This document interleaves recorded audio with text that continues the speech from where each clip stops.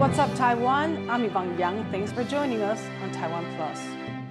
U.S. President Donald Trump says he's confident he can reach a deal on Ukraine's mineral wealth. It comes after a week of bitter words between Trump and his Ukrainian counterpart Volodymyr Zelensky. Ukrainians are now facing an uncertain future as the third anniversary of Russia's full-scale invasion nears. Rick Lauer reports. Wounded Ukrainian soldiers at a military hospital in the country's east. Battered but safe from Russia's bullets for now at least, and with time to consider their country's fate. As global leaders weigh in on potential peace here, on this part of the front line, it is becoming harder for soldiers to fend off Russia's advances. Ну вот пока вот эта вся движуха происходит, они как максимум хотят захватить побольше. Лезут. Ну, мы стараемся, как бы отбиваем их, как можем. Ну, просто сами понимаете, у них все в 10 раз больше. As Russian President Vladimir Putin's full-scale invasion of his neighbour enters its fourth year, Ukraine faces a precarious future. The US, Ukraine's largest backer for the last 3 years, is faltering, with President Donald Trump promising to end the war through a deal with Putin, and telling Ukrainian President Volodymyr Zelensky he should give up his country's rare earth minerals as payments for the billions the US has given in aid and weapons. We don't get our money back. We get nothing. So we're getting our money back. We're going to get our money back because it's not fair. It's just not fair. And we will see. But I think we're pretty close to a deal, and we better be close to a deal. Zelensky had previously refused to sign a deal on this, though now may be softening. But Trump dealing directly with Putin has already caused a massive gulf between the US and European leaders, as the biggest conflict to hit their continent in decades enters a dangerous new phase. In a visit to the White House this week, French President Emmanuel Macron will be hoping to secure Europe a seat at the negotiating table.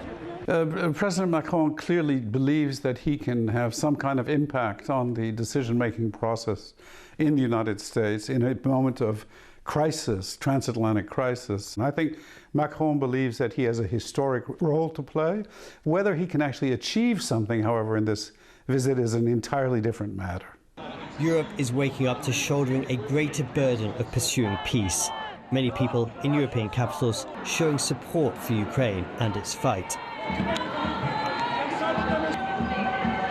In Ukraine's capital Kyiv, another Russian drone strike left one dead overnight. People here have no choice but to face up to repelling their aggressor, knowing that much of their fate lies in powers beyond their control. James Lin and Rick Lauer for TaiwanPlus.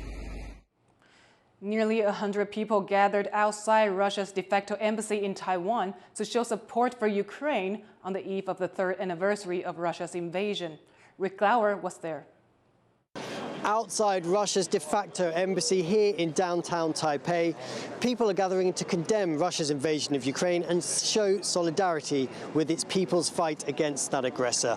It's been nearly 3 years since Russia invaded Ukraine, and Ukraine's future looks more uncertain than ever, with new President Donald Trump in the US going cold on US support for Kyiv and promising to make a peace deal directly with Putin. Taiwan, which has its own aggressive authoritarian expansionist neighbor, has over the last few years seen and identified in Ukraine's fight for freedom. Taiwan's government and its people have given millions to Ukraine to aid it in its fight for freedom. And a number of volunteer soldiers from Taiwan have even taken up arms to join Ukrainians in their fight, with two making the ultimate sacrifice and giving their lives for Ukraine. As international support for Ukraine fluctuates, people there have recommitted to defending their freedom and sovereignty. And the message here in Taipei is that Taiwan stands with Ukraine. Joseph Wu and Rick Lauer in Taipei for TaiwanPlus. An active duty U.S. Major General may have been present at a meeting ahead of Taiwan's biggest annual military exercises. In a report on the Han-Guang talks, Taiwan's military media posted a photo of Taiwan's defense minister sitting next to what appears to be the name tag of Major General J.M. Bargeron, a senior member of the U.S. Indo-Pacific Command. The photo has since been removed. It's unusual for an active duty U.S. officer to participate in the Kuang military exercises, despite the United States being a major provider of weapons and training to Taiwan. The U.S. Indo-Pacific Command has not responded to a request for comment. Taiwan's Defense Ministry says it monitored a Chinese satellite passing over the country's airspace on Saturday night. The satellite, launched from China's Sichuan province, passed over central Taiwan and headed toward the Western Pacific. The Defense Ministry says it was no threat to Taiwan. China has launched at least a dozen satellites passing over Taiwan or its defensive buffer zone in the last 2 years. One satellite launched just days before the country's 2024 presidential election triggered an island-wide air raid alert, with Taiwan's foreign ministry calling it gray zone activity. Japan's defense minister is in the Philippines to boost security ties in light of China's increased military activity in the region. As neighbors of Taiwan, analysts say this is the first meeting motivated by concern over a possible conflict in the region. For more, Jaime Ocon spoke to Robert Ward from the International Institute of Strategic Studies based in London. I want to first ask about cooperation between Japan and the Philippines. Is this a new kind of relationship? Japan-Philippines relationship really deepened under Prime Minister Kishida, who obviously has now been replaced by Ishiba Shigeru. But Prime Minister Kishida really understood the strategic importance of the Philippines for Japan's broader diplomatic initiative to try and keep stability in the Pacific. So the trend here is really towards Japan and the Philippines working much more closely together in security terms, both, of course, geographically either side of Taiwan, so both would be involved if there was a contingency in Taiwan as well. And from Japan's point of view, makes absolute sense. Philippines and Japan, both allies of the formal security allies of the US as well.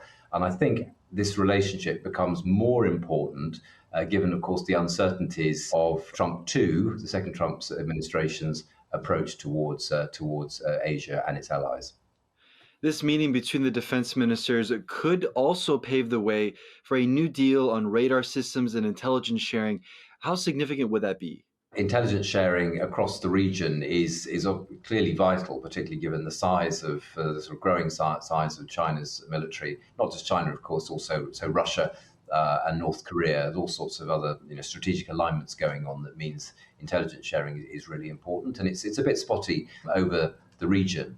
So from Japan's point of view and from the Philippines' point of view as well, anything that kind of helps to fill those gaps on intelligence sharing is really important strategically, given the need to mobilize if these threats do start to escalate. So I think it's good politically for Japan and the Philippines. It's good diplomatically in terms of defense diplomacy, of course, for Japan and the Philippines, but it also has an actual impact on the ground. I assume that Taiwan would like more direct defense cooperation with some friendly countries around the region, but obviously there are diplomatic reasons why that is still not possible. So this kind of helps. Besides China, are there any other motivating factors for Japan to be working more closely with other countries in the region? Well, Japan's perennially been worried about two things with regard to the US. One is abandonment, so that the US loses strategic interest in Asia. And the other one is entrapment, so that Japan gets trapped in a US conflict in the region. I think entrapment is now less of a risk, less of a worry for Japan than abandonment, particularly obviously with the second Trump administration. That worry is being intensified. I think in the short term, Japanese concerns will have been allayed to some extent by the Good Quad meeting that was had on the sidelines of the inauguration of the second Trump presidency, and also the Ishiba Trump summit and the joint statement that came from that, which pretty much ticked, I think, all of Japan's boxes. And with regard to Taiwan, there was a sort of restatement of the desire for stability across the Taiwan Straits. That was Robert Ward from the International Institute of Strategic Studies in London. Protesters have returned to the streets of Indonesia, demanding an end to $19 billion in spending cuts championed by President Prabowo Subianto.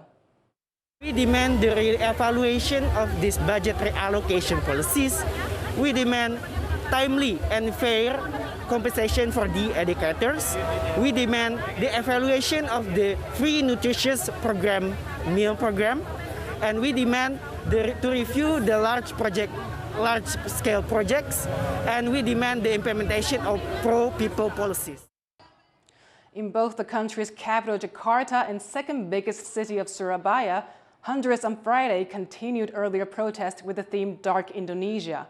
One of the main things they are protesting is a program using the cuts to give students free meals. That's something students at these rallies worry will raise tuition and make things worse for teachers.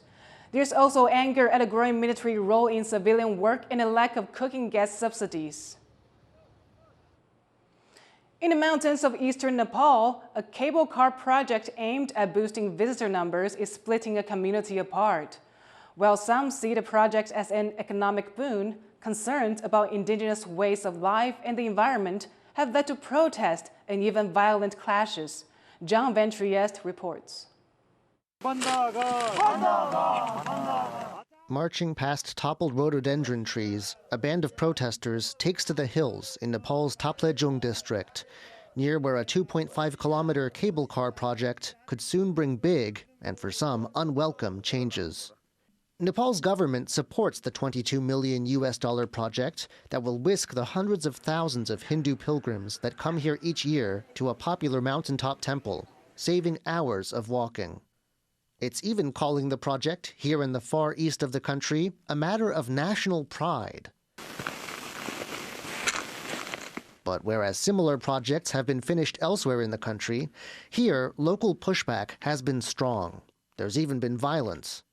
The latest clash with the authorities came on Thursday and left 14 wounded, including 11 security force members. One reason for the protests is concern about local species, in a country where deforestation is rapid. Forests slated for disruption are home to red pandas, black bears, and snow leopards.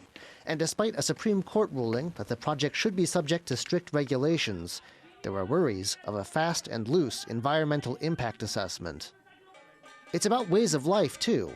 The Limbu people of this region have their own faith tradition and see the destruction of sacred forest as an affront to their beliefs. हाम्रो मागहरु चाहिँ यो पवित्र धार्मिक सांस्कृतिक स्थलमा चाहिँ केबलका निर्माण खारेज गरिनुपर्छ र yes स्थलको चाहिँ प्राकृतिक अनुसारको लागि विकासहरु बनिनुपर्छ यहाँको जैविक विविधता शक्तिहरुलाई पनि ध्वस्त नहुने तरिकाले चाहिँ निर्माणहरु केहीहरु संरचनाहरु बनिनुपर्छ.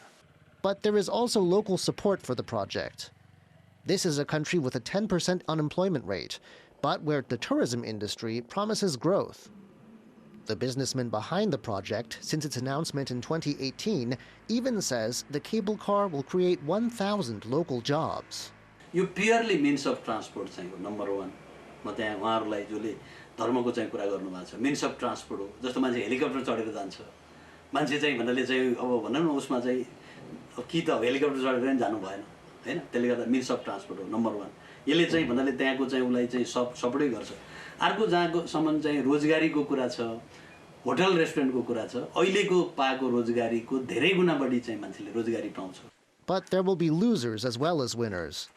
From porters to tea stall owners who cater to trekkers on the way to the temple, there are worries the cable car will not just disrupt their way of life, but could threaten their livelihoods too.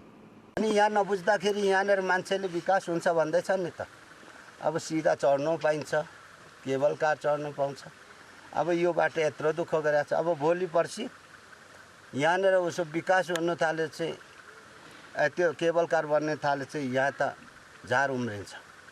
And so even families are split, with some people joining in the protest movement and others waiting for the kinds of changes already brought by similar projects around the country.